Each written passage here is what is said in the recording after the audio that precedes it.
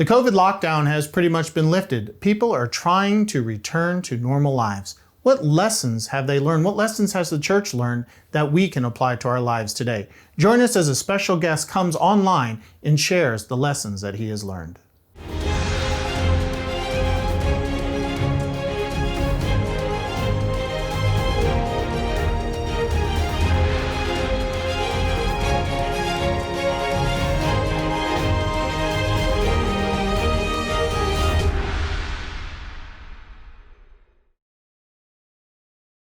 I'm with my good friend Don Perkins and fellow evangelist of According to Prophecy Ministries. Don, the COVID crisis seems to be continuing, but for the most part, we're being let out of our houses and we're being freed, so to speak. It's a time to have look back, have the hindsight, and see what COVID lockdown lessons have you learned from this that you would like to share with others. Well, again, I've learned a lot of things. It shows you how fast things can turn on a dime. You know, a few weeks before that happened, we were traveling.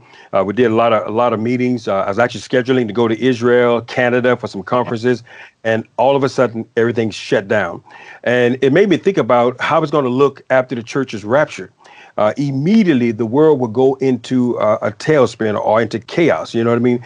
And if you're not ready for those type of things, it's going to be very tragic for many people. Now, for me, I mean, as we travel a lot, I'm gone, but then I come back home. You know, we live our normal lives. But this lockdown has made me appreciate my family even more. You know, even with traveling, you know, you're going a lot. Even though my wife and I, we travel together, but we just had some wonderful family times, you know, with our kids and grandchildren and things like that. I've learned to be a little more patient during these times. You know what I mean? Lots of patience, yeah. Lots of patience, and also even with time, I really see now how valuable time is.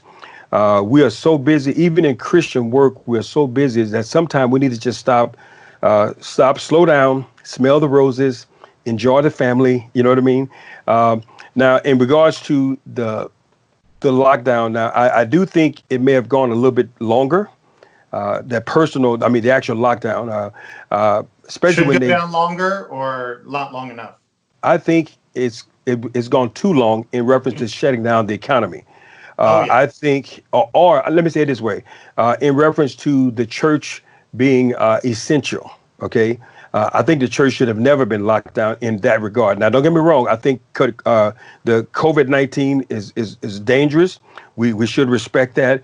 But I believe the church should never be locked down. We should wear masks. We should practice social distancing.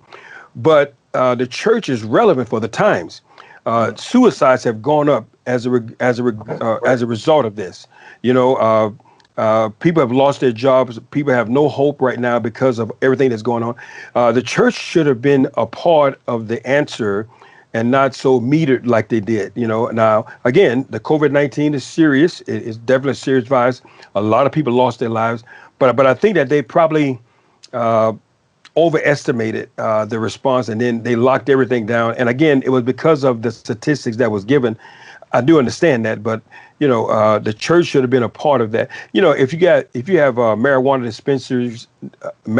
dispensaries open, you have abortion clinics open, and they consider those to be essential, the church should have been at the top, because it is in the church. It's in the church where people get ministered to, you know, as a result of all the problems that we have in life, you know. So it really showed what society thinks of church, because it continues to keep wanting it locked down, even amidst all this going on. I know one thing is that I took for granted was the fact that we have so many resources. We are so blessed here in the United States. And then all of a sudden we saw our distribution channels fall apart. First, you couldn't find toilet paper, and then cleaning products. Right now, beef, real hard to find. Again and again, we're seeing that what we have here in the United States is such a blessing. When you think that only a few generations ago, our 18-year-olds were being sent off to war. What are we asking our 18-year-olds now? To stay home and play video games.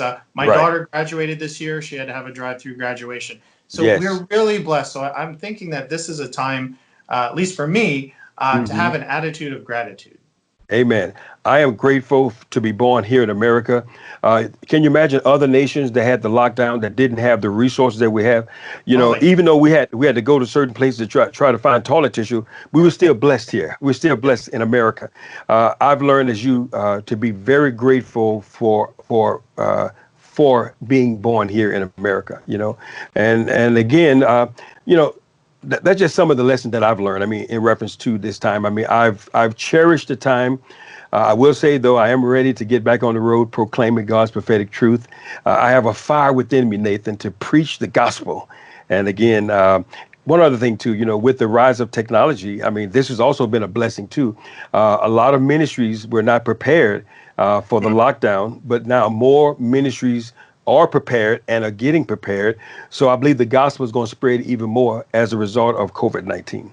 Yeah, I know. You and me have been talking about years how churches need to get out there and reach people around the world, and now they're catching up. So it's been good for the church. I think that's a lesson the church needed to know, that the world is changing and they needed to change along with it.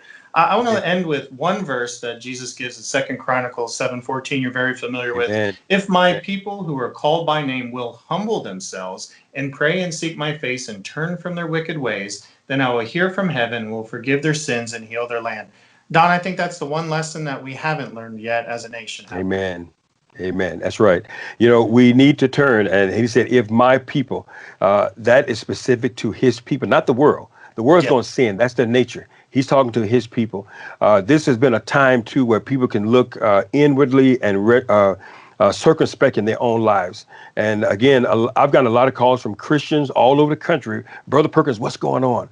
And I've been able to minister to them because of the times, again, which is causing them to look inwardly and, again, allowing God to work in their lives. So we need to seek heaven during these times and allow God to heal our land.